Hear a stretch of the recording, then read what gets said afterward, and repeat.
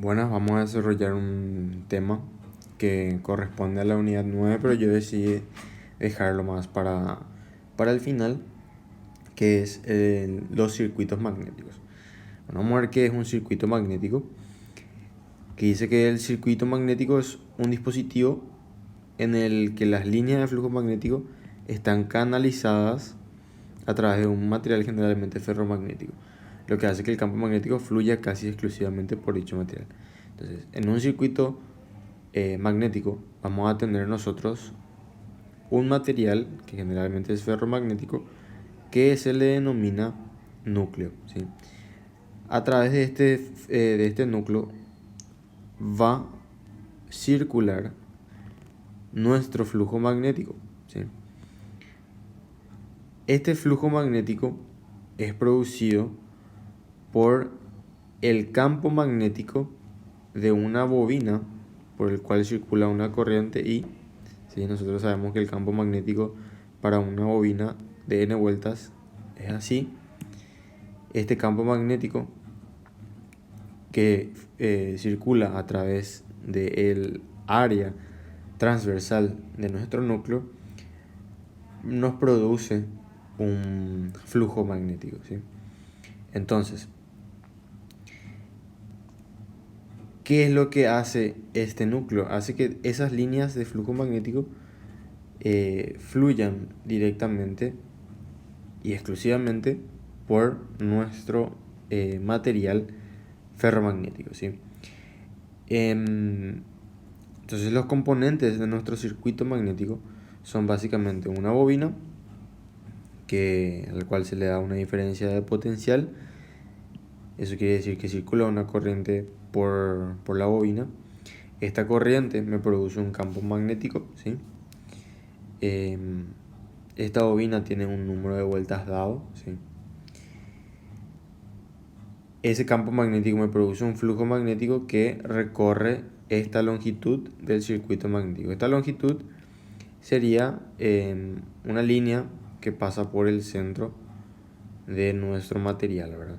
Si por ejemplo esta columna tiene un espesor de 5 centímetros, entonces esta línea pasa acá a una distancia de 2,5 centímetros. O sea, pasa en el centro, ¿sí? Básicamente eso. Luego está la sección transversal de nuestro núcleo y la permeabilidad de nuestro material, ¿sí? Nosotros generalmente, bueno, realmente estuvimos luego viendo las bobinas que producían un campo magnético y producían un flujo magnético, pero dentro de la bobina no había ningún material y nosotros considerábamos que estaba en el vacío, entonces usábamos la famosa μ sub 0. Ahora, como hay un material distinto al vacío, tendremos que usar una μ que corresponde a cada material, o sea, es diferente para cada material. Pero esta μ se puede relacionar con la μ sub 0 directamente con una constante. La permeabilidad del material que nosotros tenemos como núcleo se puede relacionar con la permeabilidad del vacío mediante una constante que se le denomina permeabilidad relativa, ¿verdad?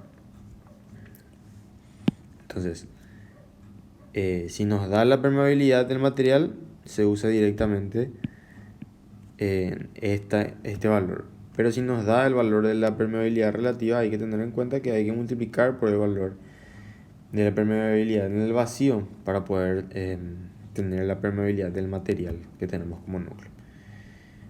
Bueno, ahora vamos a ver distintos conceptos que vamos a encontrar y uno de ellos es el entrehierro. ¿Qué es el entrehierro? El entrehierro es una zona del núcleo donde el camino del flujo magnético sufre un salto o discontinuidad que se traduce en una zona con baja permeabilidad. Acá, por ejemplo, se puede ver que esta parte se tiene una discontinuidad en nuestro núcleo. Esa discontinuidad se le denomina entrehierro, ¿sí? Este entrehierro lo que produce es que haya un efecto de distorsión en nuestras líneas de flujo magnético. Nuestras líneas de flujo magnético recorren nuestro núcleo de esta forma como se ve acá, por ejemplo. Se ve que son paralelas y rectas, pero en un entrehierro lo que se produce es esta distorsión, ese efecto que se le denomina efecto de frontera, ¿verdad? Lo que ocasiona, ¿verdad? Es ocasionado por nuestro entrehierro, ¿verdad? Por esa discontinuidad. Bueno, entonces a esto se le denomina entrehierro, ¿sí? Ahora, fuerza magnetomotriz. La fuerza magnetomotriz es aquella capaz de producir un flujo magnético entre dos puntos de un circuito magnético.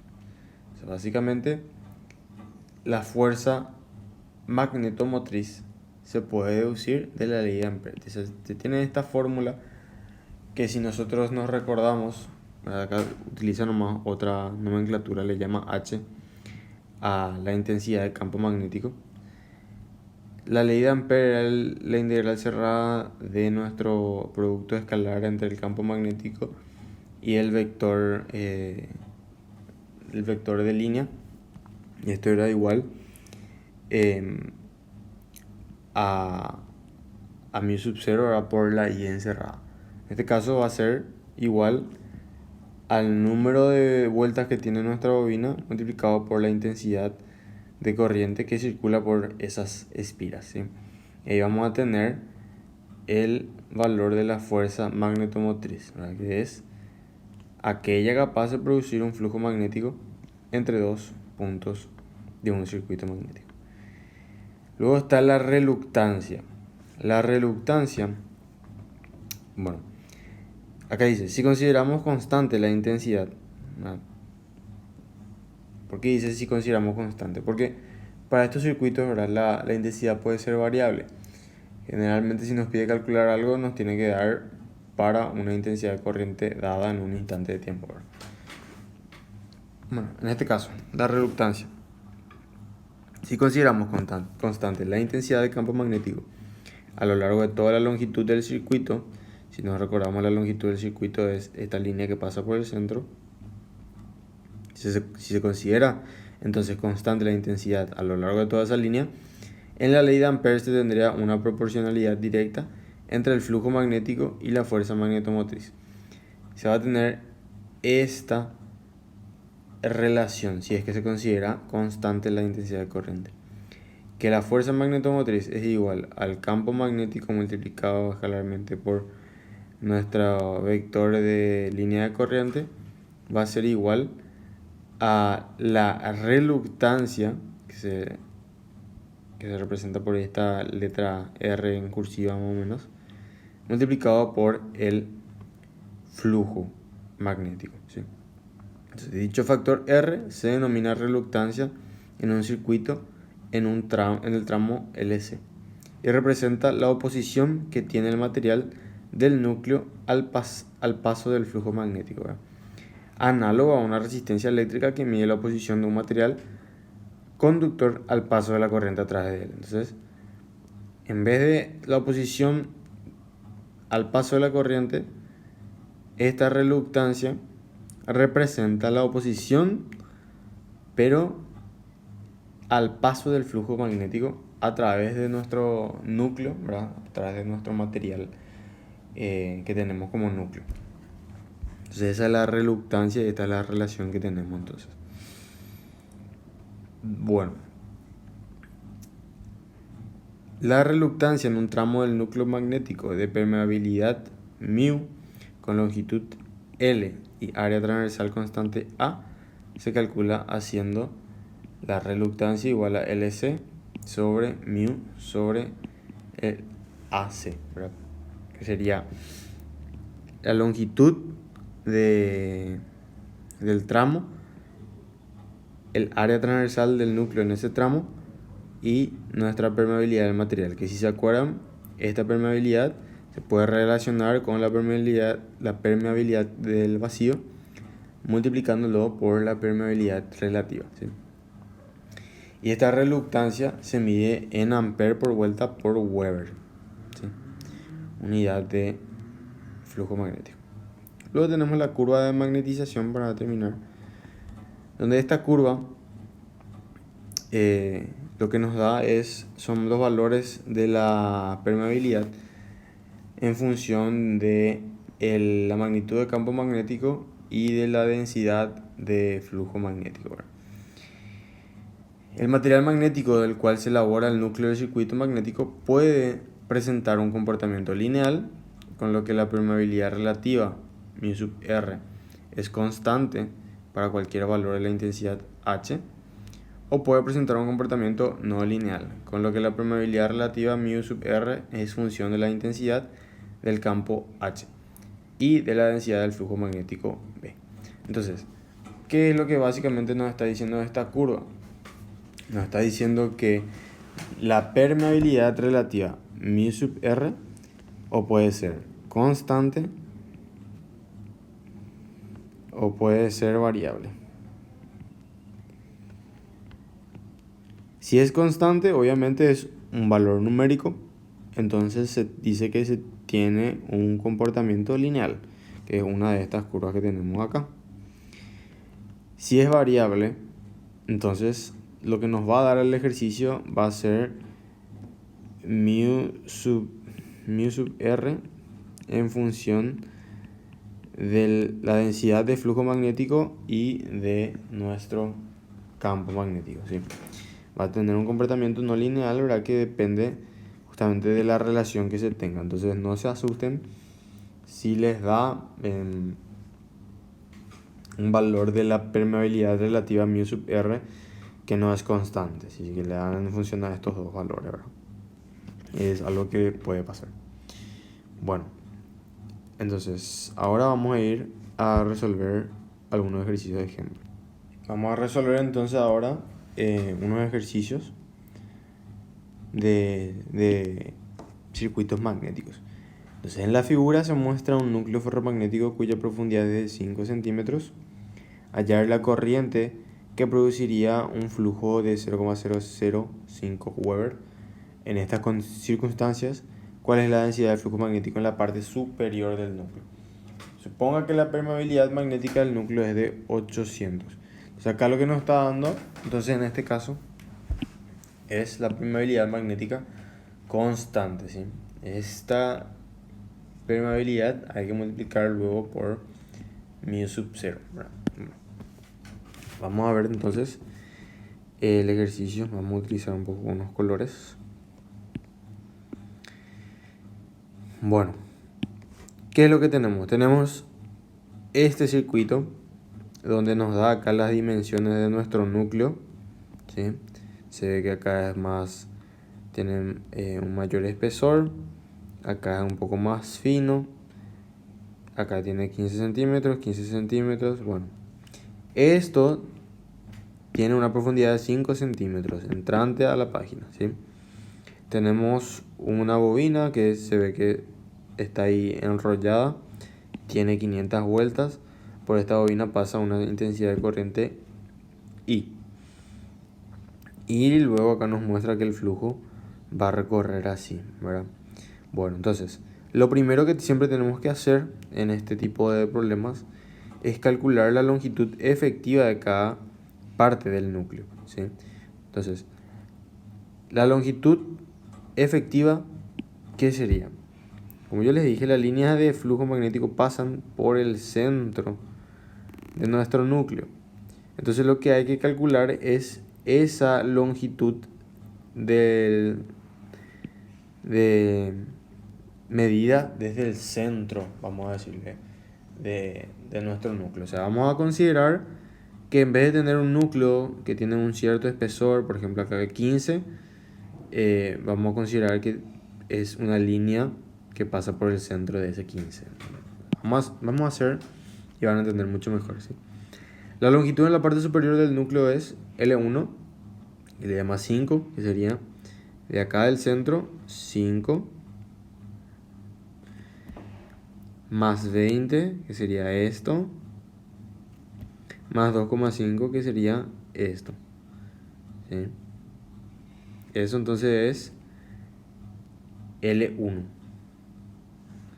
que vamos a poner todo en una línea nomás de un solo color, de acá del medio hasta el medio de este 5.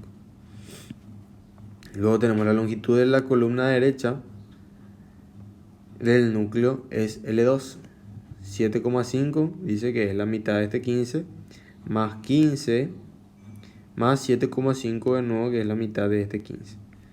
Ahí tenemos, esto es L1, esto es L2. Ahora vamos de nuevo con la parte inferior y ahí va a ser de nuevo, en este caso, si partimos de derecha a izquierda, 2,5 más 20 más 5 centímetros. Esto sería L3. Y luego tenemos el L4, que sería 7,5 más 15 más 7,5, que está ahí, ¿sí? Entonces esas serían las longitudes efectivas de nuestro núcleo. Bueno, la parte superior, parte inferior, parte derecha, parte izquierda, ¿sí? Bueno, ahora con eso podemos calcular las reluctancias para cada parte del núcleo. O sea, si se acuerdan, la reluctancia, si miran, vamos a mirar uno más atrás, la reluctancia se puede calcular por cada tramo del núcleo magnético por medio de esta fórmula, donde L es la longitud efectiva del tramo, AC es el área transversal del núcleo del tramo y mu, ¿verdad?, que es la permeabilidad del material.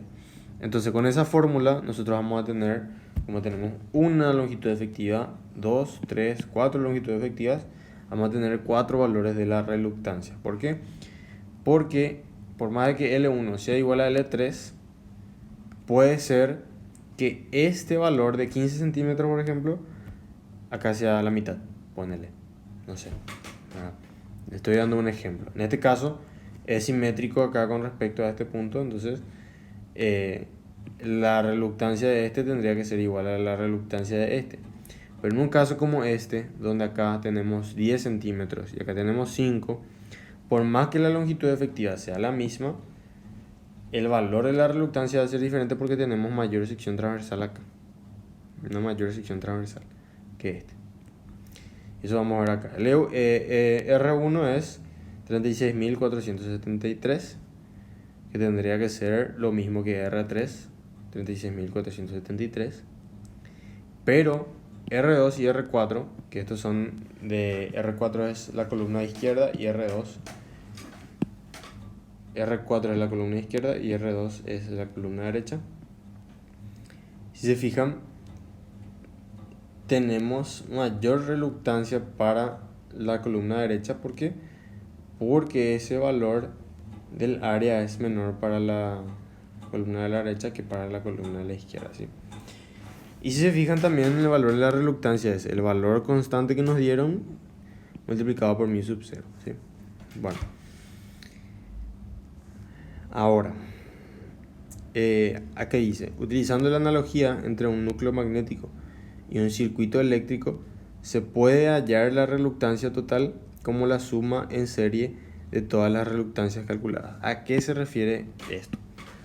Vamos a ver.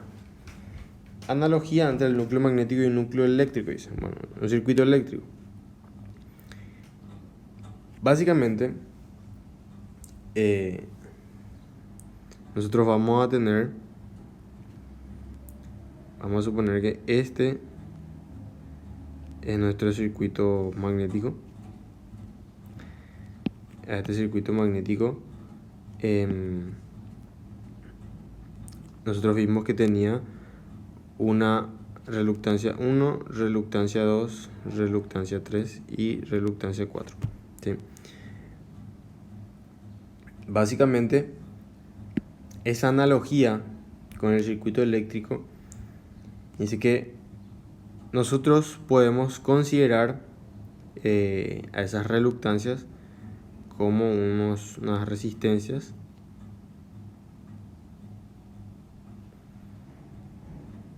R1, R3 y R4, teniendo en cuenta que acá tenemos nosotros nuestra bobina. Y ahí, ¿qué tenemos? Tenemos un circuito eléctrico en el cual todas estas resistencias están en serie. Y al estar todas las resistencias en serie, la resistencia equivalente era la suma de esas resistencias. Entonces, se hace una analogía con el circuito eléctrico para un circuito magnético, para un núcleo magnético en este caso, que tiene distintas reluctancias. La reluctancia total se calcula hallando la suma directa de todas las reluctancias, ¿sí? Entonces se suman todas esas reluctancias y se tiene la reluctancia total de nuestro núcleo, ¿sí? De nuestro núcleo. Con ese valor de la reluctancia total del núcleo, nosotros podemos calcular la fuerza magnetomotriz. ¿Cómo? Y si nos recordamos, la fuerza magnetomotriz está relacionada con el valor de la reluctancia y el flujo magnético por medio del campo magnético y de la longitud efectiva. Entonces, calculamos nosotros la fuerza magnetomotriz. Voy a escribir acá la fórmula para recordarnos. Esta fuerza era igual a nuestro campo magnético multiplicado por LC igual a nuestro flujo por RT. Entonces nosotros lo que hacemos es utilizamos esta igualdad. Ahí calculamos nosotros nuestra fuerza magnetomotriz y con esta fuerza magnetomotriz lo que podemos hacer es calcular la corriente que nos pide el ejercicio, ¿sí? Porque tenemos también esta relación de la fuerza magnetomotriz con el número de vueltas y la intensidad de corriente que circula por las espiras. Entonces ahí tenemos la fuerza magnetomotriz, tenemos el valor de las vueltas que son 500 vueltas, podemos calcular el valor de la intensidad de corriente. Luego la densidad de flujo magnético V1 en la parte superior es básicamente el flujo, que es el campo magnético por el área 1, y nosotros tenemos el flujo que circula por todo nuestro núcleo, que nos daba el ejercicio, que era 0,005 Weber. Y tenemos el área de la parte superior, entonces podemos calcular el campo magnético, o sea, la densidad de flujo magnético en esa parte superior, que es de 0,67 Tesla. Bueno, entonces, para recordar, los pasos que se tienen que hacer es calcular la longitud efectiva. Con esta longitud efectiva calcular las reluctancias para cada tramo. Con esa reluctancia calcular la reluctancia total.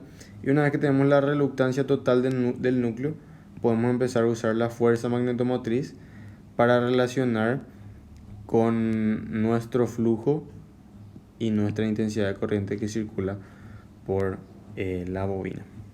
Vamos a pasar entonces al siguiente ejercicio.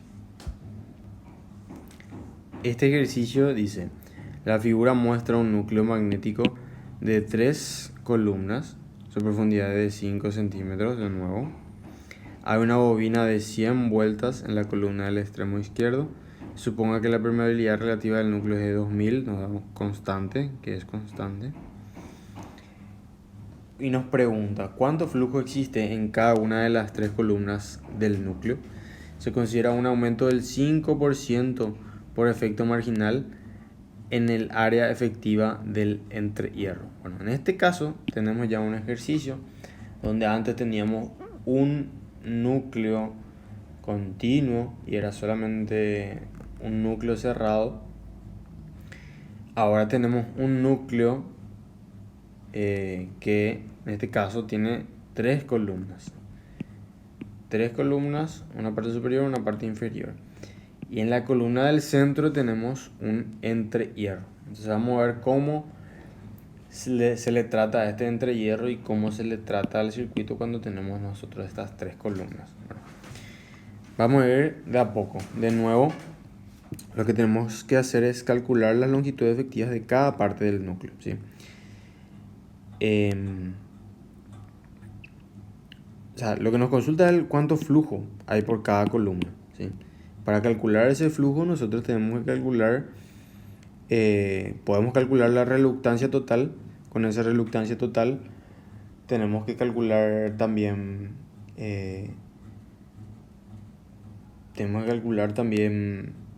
la fuerza magnetomotriz, y ahí vamos a poder relacionar con nuestro flujo, ¿sí? Si se acuerdan, la fuerza era la reluctancia por nuestro flujo, ¿verdad? Entonces tenemos que calcular esos dos para poder calcular el flujo. Entonces vamos a calcular primero la reluctancia por medio de las longitudes efectivas, y ahí vamos a ver, ¿sí? La longitud efectiva para la columna izquierda es la siguiente.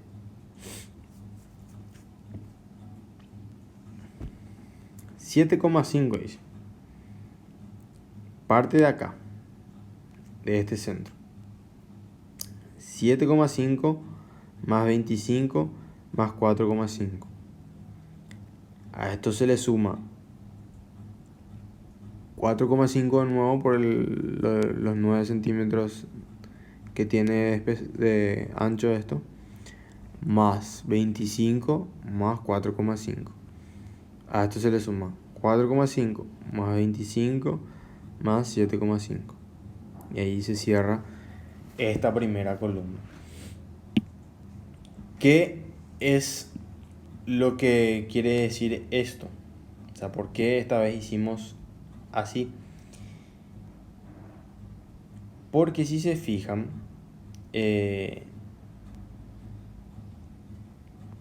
toda esta parte tiene 9 centímetros de ancho, 9 centímetros de ancho y 9 centímetros de ancho. O sea, todos estos anchos son de 9 centímetros. Y obviamente la profundidad de 5 centímetros hace que el área transversal de todo esto sea la misma. Entonces, si la longitud es la misma y el área es la misma, y obviamente el mío es también el mismo, quiere decir que la reluctancia va a ser la misma, ¿sí? Entonces básicamente lo que tomamos, la longitud efectiva sería la longitud donde vamos a tener una misma reluctancia, ¿sí? Podemos hacer también todo por separado, ¿verdad? Pero vamos a ver que esto tiene toda la misma reluctancia, entonces ahí se nos va a complicar porque vamos a tener muchísimas reluctancias, ¿sí? Entonces, tomamos esta así una entera. Lo mismo podemos hacer para este lado derecho. Sería 7,5 más 25 más 4,5. 4,5 más 25 más 4,5. Y luego 4,5 más 25 más 7,5.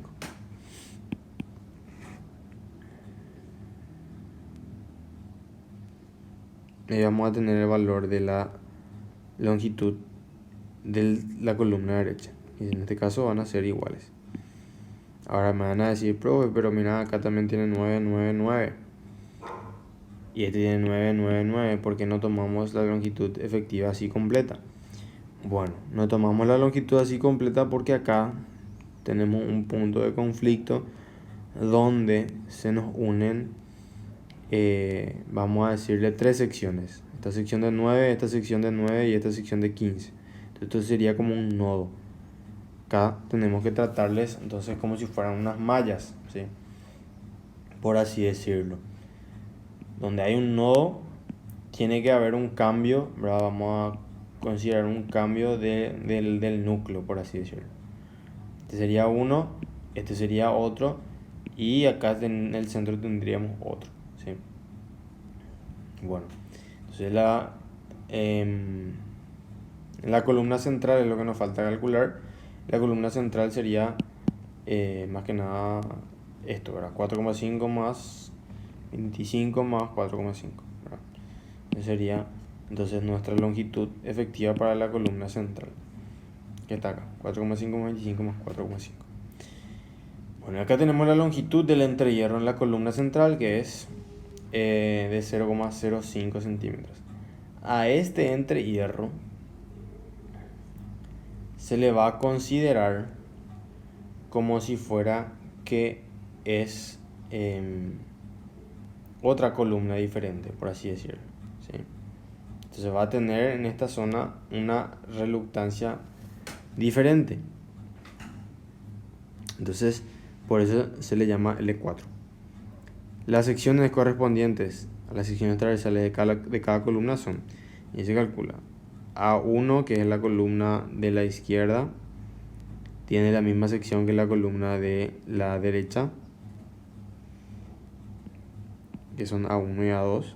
La columna central es de 0,15 por 0,05.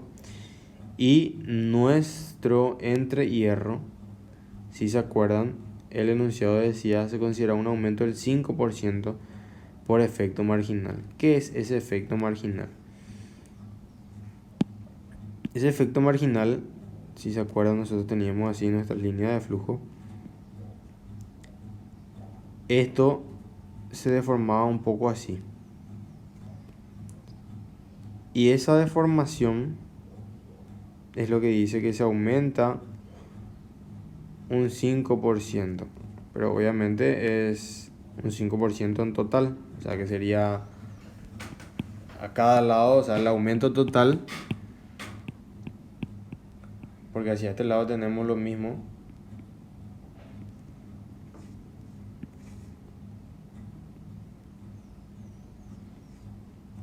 Esta longitud por el espesor de 5 centímetros, lo que nos dice es que esa área, vamos a llamarle, qué sé yo, X por 5 centímetros es un 5% más que 15 por 5 centímetros, ¿sí? Entonces a ese valor del área 3 es el que nosotros le sumamos un 15% más, o sea, un 5% más, perdón. Se le suma ahí un 5% más. Y eso lo hacemos multiplicando el valor del área por 1,05, ¿verdad? Y ahí tenemos entonces el área 4 de nuestro entrehierro, ¿sí? Y ahí se calculan de nuevo las reluctancias de cada uno, R1, R2, R3 y R4, ¿sí? Acá lo que hay que tener en cuenta es una cosa. En R1, R2 y R3, R1, R2 y R3, nosotros tenemos un material que tiene una permeabilidad relativa de 2000. Pero acá en nuestro entrehierro no tenemos ese material. Entonces, en vez de multiplicar por 2000, se multiplica por 1. ¿Por qué? Porque básicamente ya tenemos la permeabilidad del vacío, ¿sí? Que ya es el material que hay en el entrehierro vacío, ¿sí? Entonces, para el entrehierro, acuérdense, no se multiplica por esa permeabilidad relativa. De nuevo, utilizando la analogía entre el núcleo magnético y un circuito eléctrico, se puede hallar la reluctancia total equivalente para luego calcular el flujo neto. Vamos a ver cómo es este circuito equivalente, ¿verdad? Tenemos nuestra fuerza tenemos nuestra fuerza electromotriz iba a decir. Nuestra fuerza magnetomotriz, que es para nuestra bobina. Tenemos nuestra reluctancia 1 para la columna de la izquierda. Tenemos nuestra reluctancia 2 para la columna de la derecha. Y en la columna central tenemos una reluctancia 3, que es la que tendríamos normalmente, pero le agregamos otra reluctancia que sería la reluctancia 4 de nuestro entrehierro, que estos estarían en serie, ¿vale? Entonces Si se fijan acá tendríamos nuestra fuerza magnetomotriz, una resistencia acá, otra resistencia acá, y acá tendríamos dos resistencias, ¿sí? Entonces lo que hay que hacer es, en estas dos están en serie, se hace la suma R3 más R4. Después la equivalente de estas con esta R2 están en paralelo, se hace esa suma equivalente que es para calcular la resistencia equivalente en paralelo. Y luego esta resistencia equivalente en paralelo está en serie con nuestra reluctancia 1. Y como está en serie se hace la suma directa. Y ahí tenemos nuestra reluctancia total, ¿sí? Es resolver un circuito de resistencias utilizando las resistencias en serie o en paralelo, ¿sí? Bueno, con este valor de la reluctancia y con el valor de la corriente dada, ¿verdad? Porque acá nos dice que tenemos una bobina de 100 vueltas por la cual circula una intensidad de corriente de 2 amperes. Con ese valor de la intensidad nosotros podemos calcular nuestra fuerza magnetomotriz, que es multiplicando directamente número de vueltas por la intensidad de corriente. Con esta fuerza magnetomotriz podemos calcular el flujo,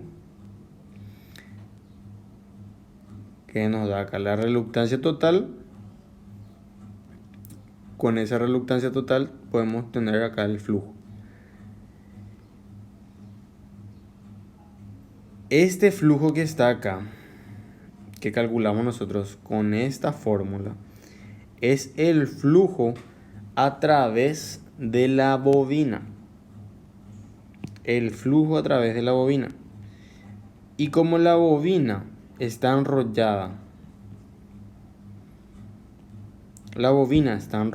por esta columna, el flujo que hay en esta bobina va a ser el mismo que el flujo que pasa por esa columna izquierda, ¿sí? O sea, hay que recordar siempre que el flujo que calculamos nosotros por medio de esta fórmula es el flujo que atraviesa nuestra bobina de n vueltas, ¿sí? Y como esa bobina está enrollada por la columna 1, por la columna a la izquierda, entonces este flujo es el mismo que el flujo de la columna izquierda, ¿sí? Y luego nosotros podemos relacionar ese flujo con los valores de la reluctancia, ¿verdad? Vamos a irnos atrás otra vez. Este flujo nosotros podemos relacionar con el valor de la reluctancia.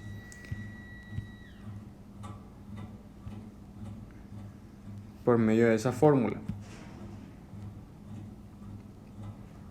Y acá tenemos, díselo acá, el flujo de la columna central se puede calcular utilizando la división del flujo, que es una analogía con un divisor de corriente, ¿verdad? Nosotros teníamos que antes la intensidad de corriente venía acá, llega a un nodo, esta corriente 1 se divide en una corriente 2 y en una corriente 3, ¿sí? Entonces esa misma analogía podemos utilizar acá, donde nosotros hacíamos las intensidades de corriente entrantes tiene que ser igual a la intensidad de corriente salientes. Acá por ejemplo se dibujó que este es entrante al nodo y estas dos son salientes al nodo. Entonces hacemos acá por ejemplo hay un error. Esto no tiene que ser R2, tiene que ser R1. La reluctancia 1, voy a borrar y voy a poner un 1 más porque parece que se está multiplicando. Un 1 tiene que ser. La reluctancia 1 por el valor del flujo izquierdo.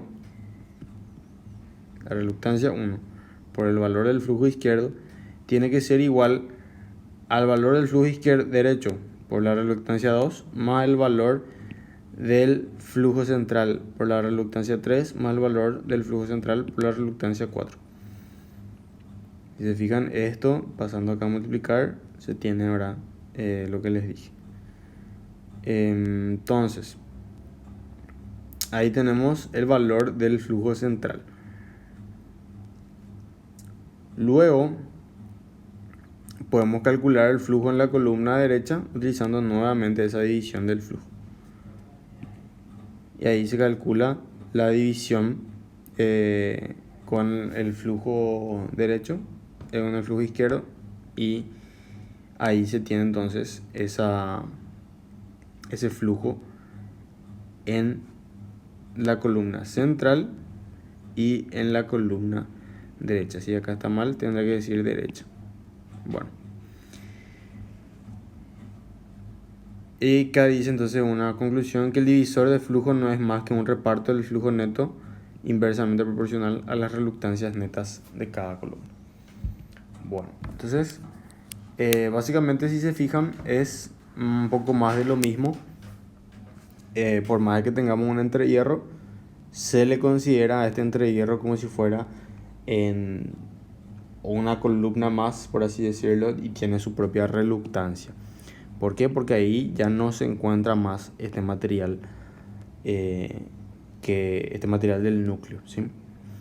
Y nuevamente se calculan las reluctancias para cada tramo, siempre y cuando teniendo en cuenta que si concurren 3, se tiene que dividir, y que ese valor de la fuerza magnetomotriz que nos da el flujo por la reluctancia, este flujo siempre es de nuestra bobina.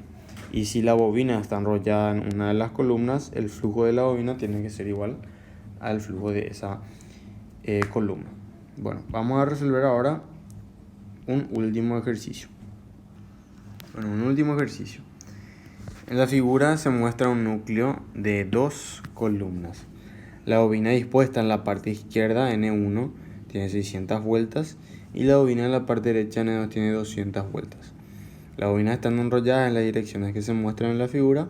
Si se toman en cuenta las dimensiones que se aprecian en la figura, ¿qué flujo producirán las corrientes I1 de 0,5 A e I2 de 1 A?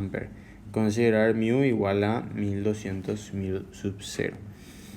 Bueno, entonces básicamente lo que nos está pidiendo el flujo que vamos a tener en este núcleo, ¿sí? En este circuito. Entonces de nuevo tenemos que calcular la longitud total del núcleo, que como vemos que tenemos todo 15 centímetros de ancho y estos 50 centímetros de largo en los centros, entonces podemos tomar como la longitud efectiva una sola, ¿verdad? Entonces eso es lo que se hace acá: 7,5 más 50 más 7,5 más 7,5 más 50 más 7,5 más 7,5 más 50 más 7,5 más 7,5 más 50 más 7,5, que es lo que tenemos acá. Con esa longitud efectiva calculamos la reluctancia del núcleo y ahí se tiene una única reluctancia, que ya sería nuestra reluctancia total. Entonces, ahora podemos determinar nosotros el valor del flujo por medio de la relación entre la fuerza magnetomotriz, la reluctancia y el valor de nuestro flujo. Allí es donde vamos a obtener el valor del flujo que queremos. Entonces, ahora determinamos el flujo en el núcleo teniendo en cuenta que existen 2 fuentes de fuerza magnetomotriz. La fuerza magnetomotriz, si se recuerdan, podemos relacionar por medio de la intensidad de corriente multiplicado por el número de vueltas que tiene la bobina. O sea, ambas producen flujo en el sentido horario según la regla de la mano derecha. Vamos a mirar un poco eso, ¿sí? Si se fijan, la línea completa es porque pasa por delante. La línea de punto es porque pasa por detrás, luego viene por delante, por detrás y así se va, ¿verdad? Entonces, esto está girando en este sentido. Y este viene por delante, luego se va por detrás y así se va. Este está girando en este sentido. Vamos a hacer con... Este está girando en este sentido y este está girando en este sentido. Si nosotros hacemos la regla de la mano derecha para determinar la dirección del campo magnético, que en este caso vamos a llamarle H1 para la bobina de la izquierda y H2 para la bobina de la derecha. Si hacemos la regla de la mano derecha, vamos a ver que esa H1 para la bobina de la izquierda sale hacia arriba. Entonces me produce un flujo en este sentido. En un sentido horario, ¿sí? Luego vemos para la bobina 2, si hacemos de nuevo la regla de la mano derecha, nuestro pulgar nos va a terminar apuntando para abajo. Entonces esto sería el campo magnético que me produce mi bobina 2, por lo tanto me produce un flujo de nuevo en sentido horario. Ambos flujos son en sentido horario, por lo tanto se suma, ¿sí? Se van a sumar. En el caso de que fuera uno sentido horario y el otro sentido antihorario, se deberían de restar, ¿sí? Bueno, entonces ahí se suman esas dos fuerzas magnetomotrices y eso va a ser igual al flujo multiplicado por la reluctancia. Con eso nosotros podemos calcular el valor del flujo que circula por nuestro núcleo de nuestro circuito. Así de sencillo. Entonces, cuando se tienen dos bobinas, entonces se tienen dos fuerzas magnetomotrices y se tiene que tener en cuenta la dirección del flujo que ocasionan en ambas bobinas. Bueno, entonces eso es todo. Ya los demás ejercicios que van a encontrar en el aula virtual, acá por ejemplo tienen un ejercitario donde pueden ir haciendo, ¿verdad? Estos son los primeros 3 ejercicios que estuvimos resolviendo. Luego se vienen los demás ejercicios, que acá por ejemplo tienen uno que tiene dos entre hierros. Entonces van a ir encontrando más ejercicios que, bueno, tienen ahí con respuestas. Cualquier consulta ante cualquier duda que tengan sobre algún ejercicio, saben que me pueden consultar sin problema. Avisarles que esta es la última clase. Tienen un ejercitario que les corresponde para el segundo parcial, para que puedan ir practicando un poco los distintos ejercicios. Y bueno, queda a disposición de ustedes contactar conmigo, ¿verdad?, para poder organizar un poco una clase de repaso para el primer final y en un futuro también para el segundo final, si es que se contacta conmigo. Yo estoy dispuesto a organizar una clase, ¿verdad?, que nos quede bien a todos, o a la mayoría por lo menos, y juntarnos a resolver ejercicios para llegar bien a los exámenes finales. Bueno, cualquier consulta, saben, siempre me escriben por privado o en el grupo igual. Yo voy a estar para responderles siempre que pueda. Bueno, nos vemos entonces y éxitos en los exámenes.